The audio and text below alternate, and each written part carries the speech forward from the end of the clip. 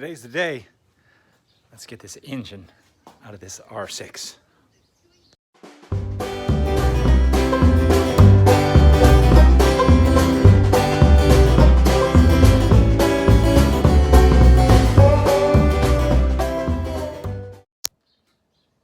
Hello my friends, and welcome to Tom's Tinkering and Adventures.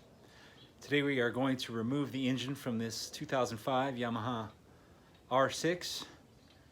I'll put some links here. Hopefully I can figure out how to do that and show you what I've previously done on this thing. We got it as a project, not running. Fuel pump was broken, fixed the fuel pump, got it running. Engine sounded okay for a second, then it started making a ticking noise. The ticking noise would come and go. It was kind of odd. It seemed like it ran okay besides that. Checked a few things. Like I said, check out the links if you're interested in what I've looked at. But at this point, I have pretty much checked everything that I can check while the engine is in the frame, and we are going to have to pull this engine apart. Now, I don't know as if we are going to rebuild this engine or find a used one, or maybe even find a complete second bike and make two into one. Lots of options. Have to decide what we're going to do, but the engine has to come out of here one way or the other. So that being said, let's get started on it. First thing what we are going to do, well, I've already done it. So fairings, you got to remove the fairings off of it, the lower fairings, and I will pull the tank off, disconnect the battery. So I'm going to knock out those items, and then if you take a look at the valve adjustment video, I show how to remove the air box and the throttle bodies. I'm going to do that as well, and I'm also going to drain the coolant. In fact, let me get the items that I just talked about off of there, then I'll show you how to drain the coolant. So on any liquid cooled bikes, what you want to do is you want to look down low. Usually it's on the water pump, and you'll see a bolt that has a copper washer behind it. This is pretty common. Almost every one of them is the same 8mm. And that's where you drain the coolant. Usually what will happen is you'll take that out and you won't get any or very much coolant coming out, and then you have to loosen the radiator cap, and then it'll come flying out of there. So what will happen is it'll shoot straight out. So if you take this off and it's just dribbling, if you crack that radiator cap, be prepared. Have your container sitting like this. So we're going to drain that, and then after that I am going to remove the radiator entirely.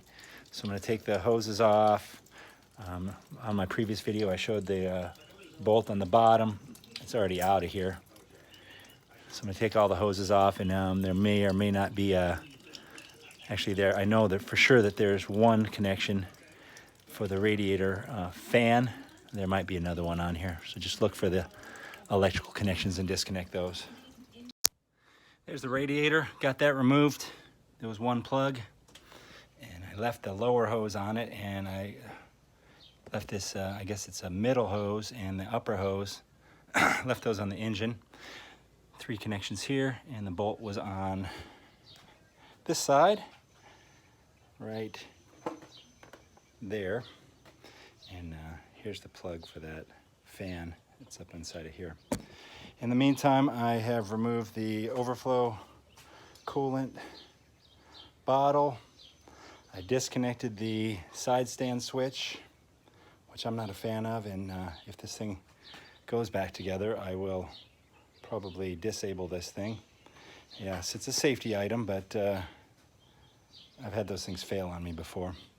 In the meantime, I'm trying to decide if I want to remove the throttle bodies or not. I think this thing may be able to drop down with them installed, so I'm going to try to leave them installed for now. So I have started looking at all the connections, electrical connections to disconnect under here. So there's a good grip of them over here on this left-hand side, and a couple on the right-hand side. One of these goes down to the timing chain cover. It's probably a pickup of some sort.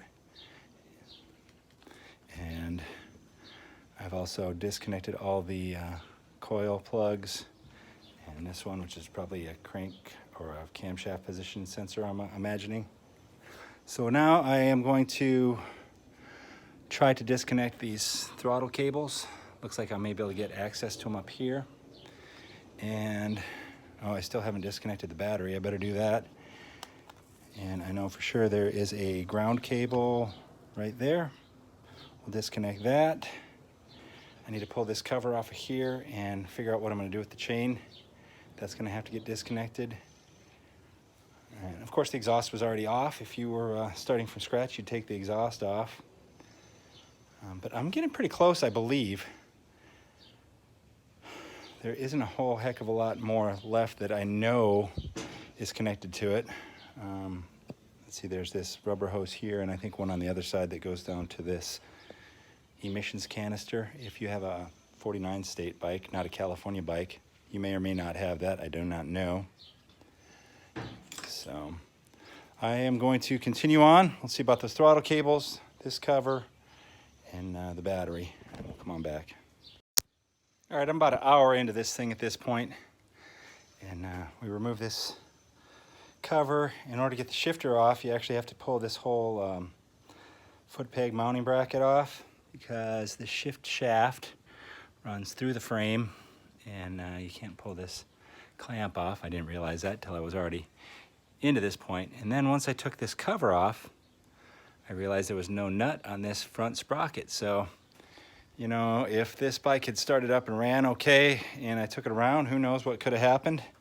This thing could have slid off. I imagine it probably won't slide off if you have enough chain tension. Oh, excuse me. But it could have damaged this front counter shaft. So, you know, you buy a used bike, you just never know who's been doing what to it along the way, and you can't take everything apart, so you just never know what you're gonna find. So that's a interesting find nonetheless. But I'll loosen up this chain, which should give me enough room to slide this out, pull that sprocket off, and then maybe slide the chain back. I've already started loosening up engine mount bolts here. This one here was kicking my ass, and it looked like it was starting to strip. You can kind of see it. I put the heat gun on it, still didn't come loose, but fortunately all these other ones came out, and this is like a little separate bracket, so I tapped that bracket counterclockwise, which loosened that a little bit, and that one came loose. So I got 1, 2, 3, 4 mounts there. There is a mount here, and I believe there's one up top here as well. It looks like it goes straight through, so you gotta pull these covers off. They're on there pretty good, but I'll peel them off and see what's under there. Let's see if we can get it off with one hand and a screwdriver here. There's a bolt or something in there. Yeah, a bolt. And there's one down here somewhere as well. Maybe right underneath that little cover thing there. We'll see. And I think there's 2 on the other side. 1, and I think that's 1 as well. I didn't loosen that one yet. But that hopefully will be it. Maybe this is 1 as well? No, that's the swing arm. There's that one there. 1, 2, 3, 4. I removed the starter cable back here off of the solenoid. Looked like that was going to be the easiest. The starter's buried pretty good on this thing, boy. If you have a starter failure, looks like you got to take all this stuff off to get in there. But enough gabbing. Let's get these bolts loose and get that chain off, and we'll figure out how the hell we're going to drop this engine by ourselves. Okay, chain is off right here. I've removed all of these bolts. And you can see these have no tension on them at this point. I've got a little small scissor jack under there with a piece of wood. And on this side, I have that bolt out. So this is the only bolt that's still left. I haven't even tried to turn it yet. Let me see here if there's any tension on it. But if that's the case, then it's just kind of being held in by if there's no tension on it, it's kind of being held in by the frame. There's a slight bit of tension on it. So I guess we'll see. Now, disclaimer, which I should actually have one of these at the beginning of every video, or maybe put it in my intro. If you noticed, I have never referenced to the manual yet. I have a manual for this, but I will resort back to what I always say for my disclaimer, RTFM, read the freaking manual. Tom's Tinkering and Adventures is only for entertainment purposes only. Well, you can learn something. Maybe you learn how not to do it, but this is obviously a job better to have two people for, because I don't know what's going to happen with this engine if I pull that bolt out. What I'm going to do is I'm going to keep these two, excuse me while I reach over y'all here. I'm going to keep these two in here about halfway in. That way if I pull that bolt out and the engine tips forward or something, it won't be the death of me on camera. Because at this point there's really nothing holding the front of the engine up except for this jack. And I don't know how heavy this engine is. Okay, this bolt's coming out. Got slight tension on it. It's not just coming out finger tight. And it is out. That bolt is out. And that means it's just these two other bolts. This one has some tension on it now, the lower one, you can feel. And the upper one has zero tension on it, which is odd. And that one doesn't have a lot of tension on it either. Okay, are we ready for this? I don't know. I'm still not certain I have everything disconnected that needs to be. Okay, a little bit more tension on that one, and a bit more tension on this one now.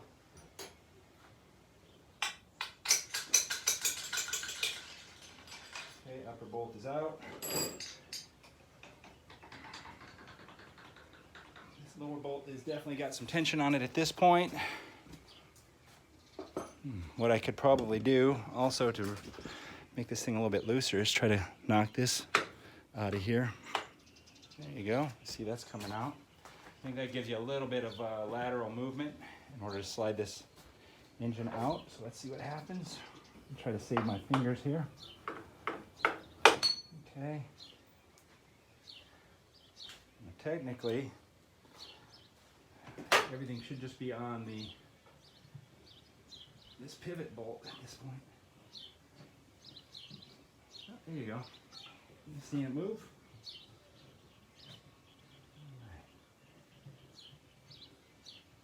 This is a lot easier with two people. Okay, I'm going to start lowering this jack a little bit. There you go. And we are hanging up on something. Let's see what we're hanging up on.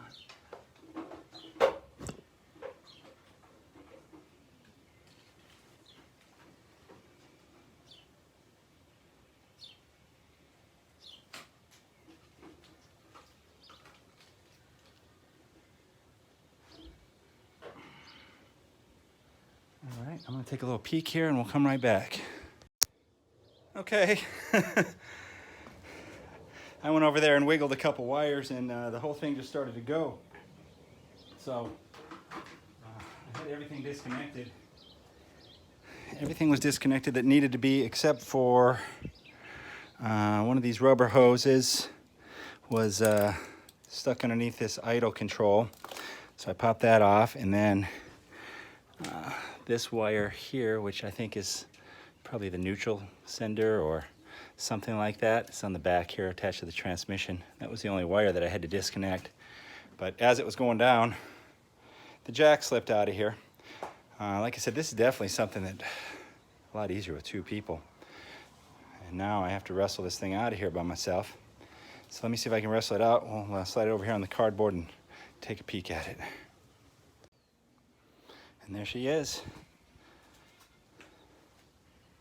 Doesn't look so formidable now. Now looking at this engine, we're split here horizontally, and it looks like it's split right on the crankshaft line. So I'm hoping that I can flip this engine upside down and take that lower half off without having to pull the top end apart. It's possible. We'll see. A lot of these engines are split vertically, so you have to take the side covers all off, remove everything, then you have to remove the cylinders, and then the engine splits apart this way. because the cylinder holds everything together.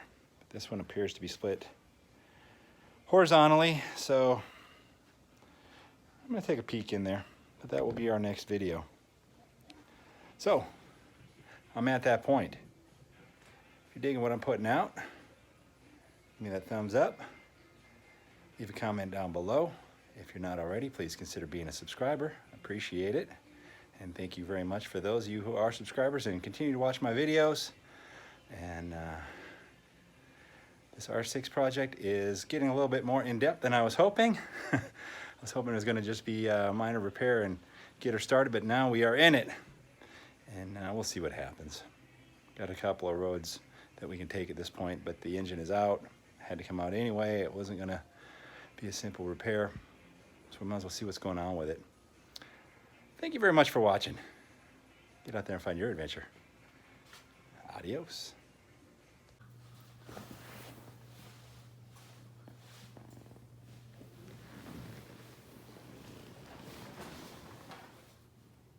Whopper, what are you doing under there?